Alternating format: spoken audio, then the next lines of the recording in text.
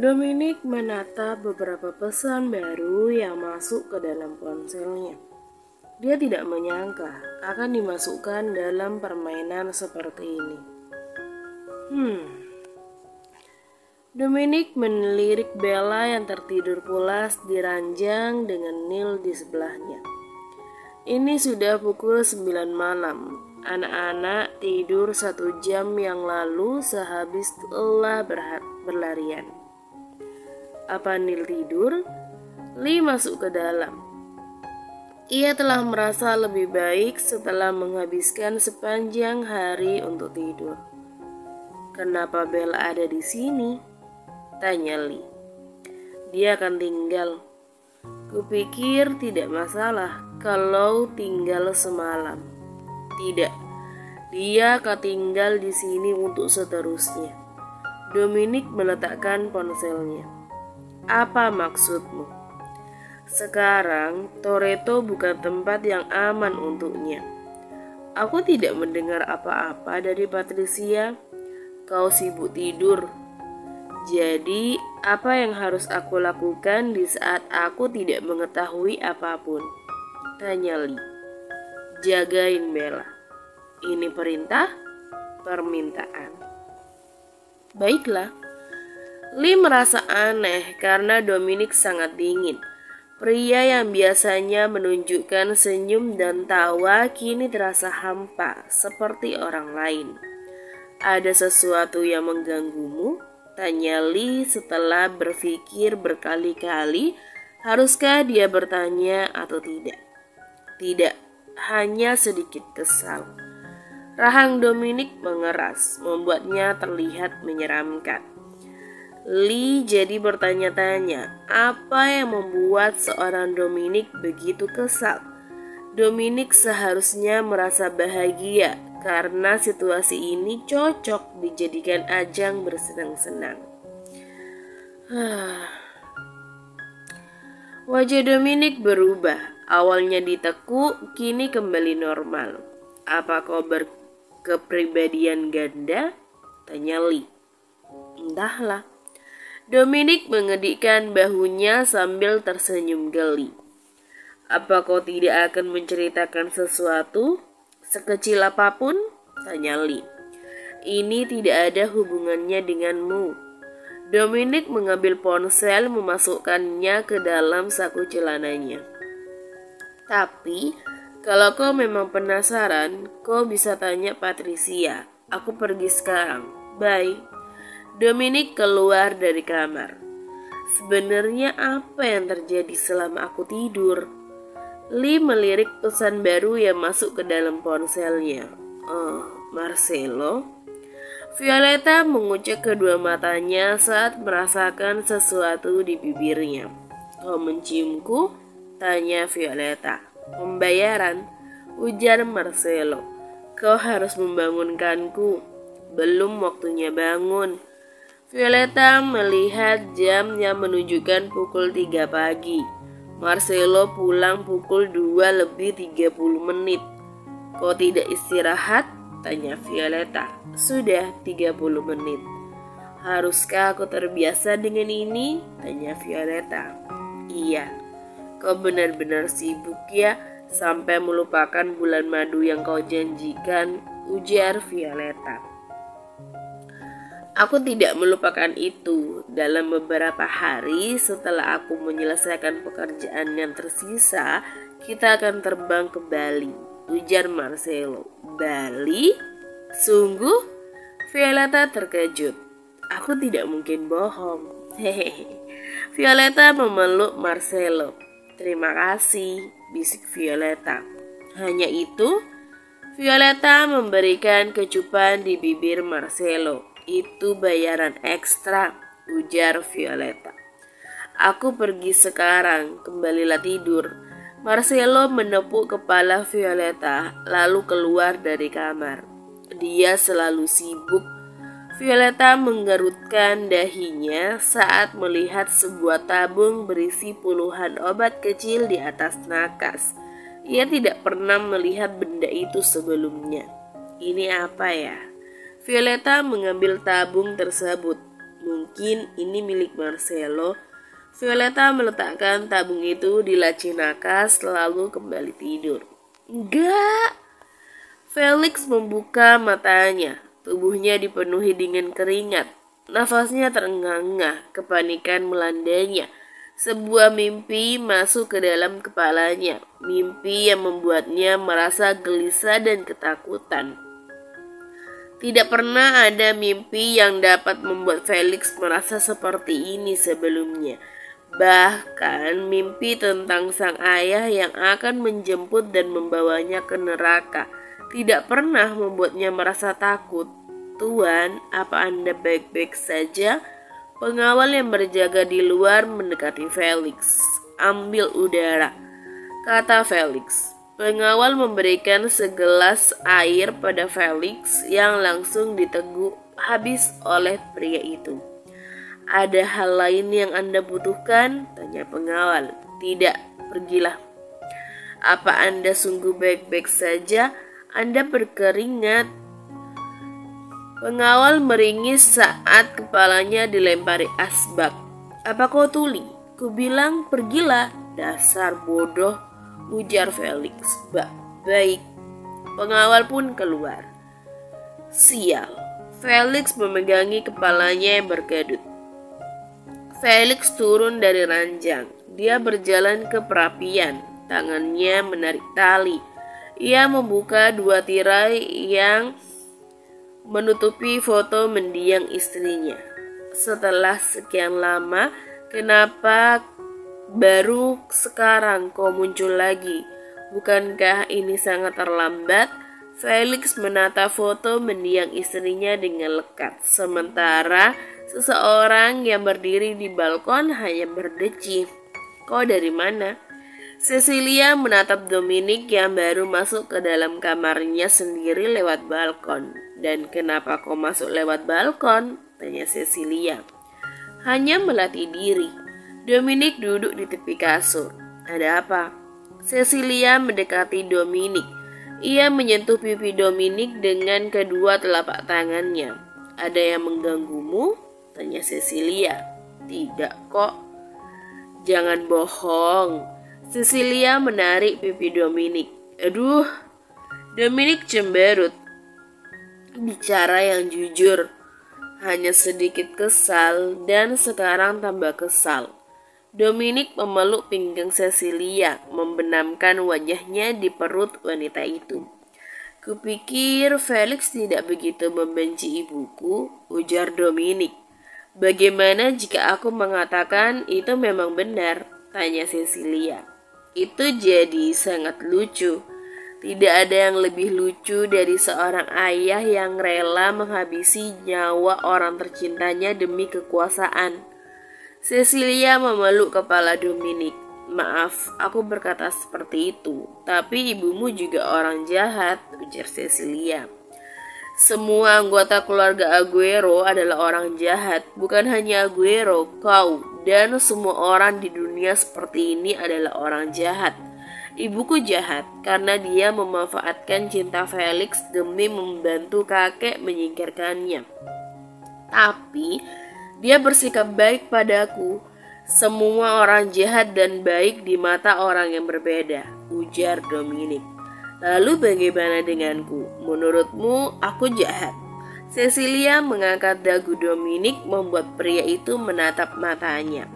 Kau adalah penjahat, seseorang yang sudah mencuri hatiku, membuatku tidak bisa tidur dengan tenang lebih dari 10 tahun, membuatku harus menahan semua hal demi tak ketahuan olehmu, membuatku harus berpura-pura jadi buaya yang mengincar banyak wanita. Kau adalah penjahat terburuk sekaligus seseorang yang paling aku cintai. Dominic mengecup punggung tangan Cecilia. Menurutku, kau juga seorang penjahat, ujar Cecilia. Karena aku mencuri hatimu? Tanya Dominic. Karena kau memang penjahat, psikopat yang membunuh banyak orang, jawab Cecilia. Dominic mengebungkan kedua pipinya. Sudah lebih baik? Cecilia tersenyum. Ya, Dominic kembali memeluk pinggang Cecilia. Tapi Hani, Apa yang kau lakukan di kamarku? Dominic menatap Cecilia dengan polos. Menunggumu. Kukira kau akan menyangkal itu. Tidak ada alasan dan kesempatan untuk menyangkal. Kau sudah tahu itu.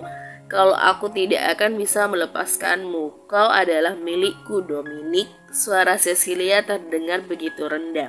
Iya, aku milikmu. Dominic tersenyum dengan rona merah di wajahnya.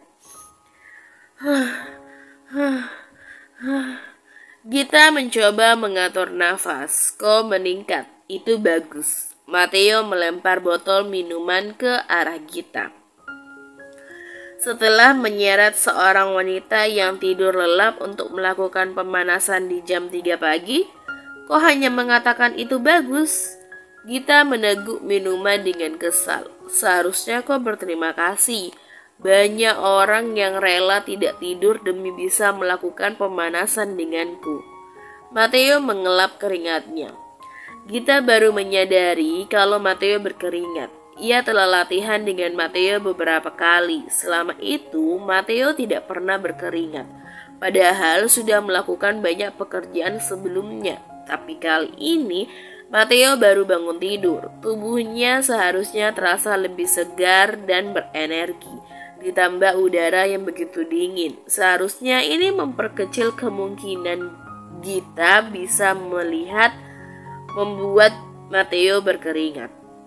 Apa? Matteo mengerutkan dahi karena Gita menatapnya dengan mata bebinar. Hei, apa aku meningkat dengan pesat? Tanya Gita. Tidak, itu peningkatan kecil. Peningkatan kecil yang bisa membuatmu berkeringat? Tanya Gita. Ini hanya keringat ringan, jangan bangga dulu. Peningkatan yang sesungguhnya adalah ketika kau berhasil menyerangku, ujar Matteo. Sial, kapan aku bisa melakukannya? Gita berdecak. Selama ini, dia tidak pernah bisa menyerang Matteo, walau hanya menyentuh ujung rambut pria itu. Matteo yang memiliki tubuh besar bisa bergerak dengan cepat, padahal Gita hanya menganggap Matteo unggul dalam kekuatannya saja. Kalau Gita mengingatnya, kecepatan Matteo terasa meningkat, seakan-akan Matteo melatih dirinya lebih keras lagi. Kenapa kau berlatih keras? Tanya Gita. Hanya ingin. Seseorang yang ingin keluar dari sini berlatih keras karena hanya ingin. Gita tersenyum miring. Keluar dari sini tidak menjamin kehidupan di luar sana juga aman. Karena keluar, aku makin mudah diincar yang lainnya, ujar Matteo. Tapi kenapa kau bisa meningkat secepat itu? Tanya Gita. Karena aku adalah Matteo. Kau bilang tidak boleh sombong, ujar Gita. Kau sombong karena peningkatan kecil, tentu saja tidak bisa. Sedangkan aku sombong karena bisa meningkat jauh. Ini dua hal yang berbeda, balas Matteo. Merendahkan orang lain untuk membuat dirimu terlihat tinggi. Gita berdeci. 187 cm memang lebih tinggi daripada 164 cm. Balas Matteo. Apa kau bilang? Gita merasa tersinggung saat Matteo membawa-bawa tinggi badan mereka. Bajingan ini. Gita berdiri meregangkan otot-ototnya. Aku selesai istirahat. Ayo lanjutkan, ujar Gita. Baik. Matteo bersiap. Tidak sia-sia dia belajar bagaimana cara mengompori orang. Pesta teh lagi. Felix tidak menatap Melva saat wanita itu meminta izin untuk mengadakan pesta teh. Tidak boleh. Aku tidak mengizinkanmu mengotori tempatku seperti kemarin, ujar Felix. Tidak, aku tidak akan memakai mansion. Aku akan pergi ke tempat lain untuk melakukannya, ujar Melva. Apa yang kau harapkan dengan mengadakan pesta teh? Para nona yang kau undang akan merasa terpesona dan lebih baik. Kau tidak berpikir bodoh lagi kan? Tanya Felix. Mana mungkin sayang, aku hanya mengundang satu orang sekarang. Bahkan ini tidak bisa disebut pesta teh. Hanya acara mengobrol biasa, ujar Melva. Dengan siapa? Nyonya Aguero. Felix yang sedari tadi menghindari wajah Melva, kini menatap wanita itu dengan ekspresi penuh tekanan. "Apalagi yang kau rencanakan?" tanya Felix. "Aku tidak merencanakan apa-apa. Aku hanya ingin bicara sebentar dengannya," ujar Melva. "Kenapa dia? Kenapa orang lain tidak?" tanya Felix. Karena sudahlah, terserahmu saja. Yang pasti, kalau kau melakukan satu kesalahan lagi, aku benar-benar akan melemparmu keluar dari sini," ujar Felix. "Aku mengerti." Melva keluar dari ruang kerja Felix. Ia mengepalkan kedua tangannya, melangkah dengan kesal sepanjang perjalanan. Jika bukan karena Mr. X, dia tidak akan setuju dengan melakukan misi ini. Gerald berniat membawa Violetta dengan memancing wanita itu untuk mengikuti pesta teh Melva. Semuanya akan baik-baik saja kan? Dia pasti akan datang kan? Marcelo Aguero tidak mungkin menyadari sesuatu kan? Melva menggigit ibu jarinya. "Pagi, Ibu." Dominic menyapanya dengan riang. "Diam kau." Melva sengaja menyenggol lengan Dominic dengan kasar, lalu lewat tanpa mengatakan apa-apa lagi. Dominic hanya tertawa dan melanjutkan perjalanannya. Melva masuk ke dalam kamar. Ia melihat sekeliling. Ruangan yang dipenuhi barang-barang mewah itu entah kenapa terasa sesak. Apa karena dia belum resmi menjadi Nyonya Toretto? Atau karena situasi yang sedang kacau? Yang pasti, Melva ini melampiaskan kemarahannya sekarang. "Bawa Mela kemari," ujar Melva pada pelayan yang ada di dalam. "Maaf Nyonya, Nona Bella tidak dapat ditemukan lagi," ujar pelayan. "Kenapa dia tidak bisa ditemukan terus? Apa kau menyembunyikannya? Aku sudah curiga padamu karena kau terlihat sangat tenang dan lancang saat bersamaku. Kau pasti bekerja sama dengan Dominic untuk menyembunyikan Bella kan? Bawa putriku kemari." Melva menarik kerah pakaian pelayan. "Nyonya, saya yakin Tuan tidak akan senang jika Anda membuat keributan seperti ini," ujar pelayan dengan wajah datar. "Berani sekali kau menasehatiku." Melva mengangkat tangannya, hendak menampar pelayan itu, tapi tangannya tertahan di udara. Saat melihat kedua mata pelayan yang menatapnya tanpa rasa takut, "Sialan!" Melva mendorong pelayan itu. "Keluar!" teriak Melva. Pelayan langsung keluar dengan santai. Setelah pesta teh itu, orang-orang di mansion ini mulai merendahkanku. Melva melempar bantal sofa ke lantai. "Ini tidak bisa dibiarkan. Semua kekuasaanku harus kembali." Melva melirik ponselnya. "Mr. X?" Melva buru-buru melihat pesan yang dikirim Mr. X kepadanya. "Jika kau berhasil membawa Violetta Aguero, aku akan membantumu mendapatkan kepercayaan Felix Toretto lagi." "Mr. X tidak mungkin berbohong," ujar Melva. "Baiklah, hanya tinggal menunggu waktu. Aku harus bersabar." Melva menghela nafas. Lama tidak bertemu, Lee menuangkan teh untuk Marcelo yang berkunjung ke mansion Handoko, sesuai isi pesan kemarin. "Iya, rasanya sudah lama tidak bertemu." Marcelo menatap pantulan dirinya dari dalam teh. "Jadi, apa yang ingin kau?" "Terima kasih," ucap Marcelo. "Itu bukan masalah besar. Aku sudah berjanji akan menyelesaikan obat itu. Maka aku menempatinya. Sekarang semua ada padamu. Kau harus bekerja keras untuk mengingat jadwal minum obat. Ingat, jangan pernah bolong. Atau kita harus memulainya dari awal," ujar Lee. "Aku mengerti. Jangan bicara panjang lebar begitu." Marcelo menyesap teh dengan pelan. "Apa ada sesuatu yang kau inginkan?" tanya Marcelo. "Tidak ada untuk saat ini. Daripada itu, aku penasaran apa yang akan kau tawarkan," ujar Lee. "Sebuah bantuan." "Bantuan apa?" "Merebut wilayah, mencari anak buah, membereskan beberapa serangga." Marcelo menyebutkan beberapa hal yang bisa ia lakukan. "Bung, aku tak butuh itu," ujar Lee. Bagaimana dengan permintaannya? Tanya Marcelo. Apapun, selagi aku masih bisa mengabulkannya. Setuju. Lee menunjukkan senyuman lebar karena ini adalah hal yang bisa dimanfaatkannya di masa depan. Saat Marcelo menikmati teh hangat, ia melihat sosok gadis yang mengintip di sebelahnya. Marcelo langsung terkejut, bukan karena dia penasaran kenapa Bella ada di sini, melainkan karena dia tidak menyadari keberadaan Bella di sana.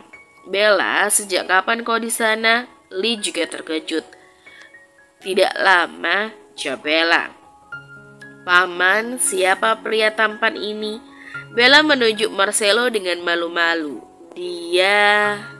Bella, kenapa kau begitu? Neil memotong perkataan Lee.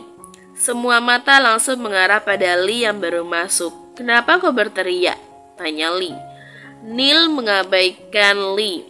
Ia menarik tangan Bella, namun gadis kecil itu menepisnya.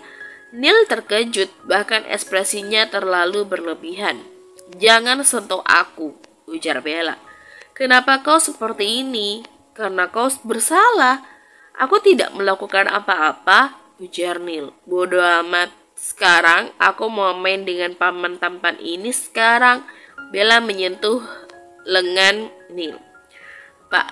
Paman Neil bergetar. Dia tahu kalau dia tidak akan bisa mengalahkan Marcelo. Oke, aku mengaku. Aku yang sudah menghabiskan es krim milikmu, ujar Neil dengan mata yang berair. Dan Bella belum puas. Dan 2 potong kue. Neil menggenggam tangan Bella. Maaf, ucap Neil dengan nada kecil. Oke, aku memaafkanmu. Ayo main lagi. Bella menggenggam tangan Neil. Ayo. Neil kembali ceria. Kedua anak itu keluar dari ruangan. Apa yang anak-anak itu lakukan? Lee tersenyum geli karena tingkah kedua anak itu. Marcelo? Lee terheran saat Marcelo terlihat berpikir keras. Ada apa? Tanya Lee. Anak itu, dia akan jadi seseorang yang berbahaya di masa depan, ujar Marcelo. Maksudmu Bella? Dia memang pintar sih. Aku mengajarinya membaca beberapa waktu yang lalu dan dia jadi lancar dalam waktu singkat. Oh, Lee menyadari maksud Marcelo. Jika orang lain tahu, mereka pasti sangat menginginkannya, ujar Marcelo. Itu sebabnya Dominic ingin aku menjaganya. Bisa-bisanya aku bersikap bodoh dan menganggap permintaan ini sebagai mengasuh anak pada umumnya. Lee menghela nafas.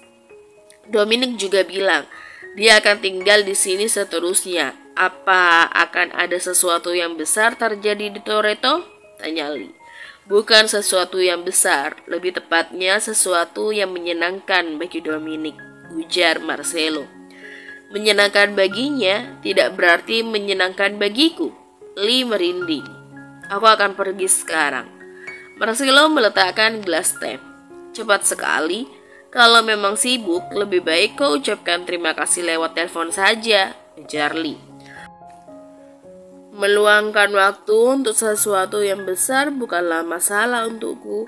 Marcelo keluar dari ruangan. Ia langsung ditunjukkan sebuah taman bermain anak yang dibuat oleh Charlene untuk Neil. Di sana terlihat Neil sedang bermain perosotan dengan Bella. Keduanya tersenyum dan bahagia dengan hal sesederhana itu.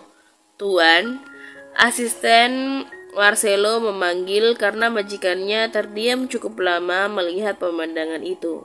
Apa ada masalah? Tanya asisten Marcelo. Tidak ada apa-apa. Marcelo melanjutkan perjalanannya.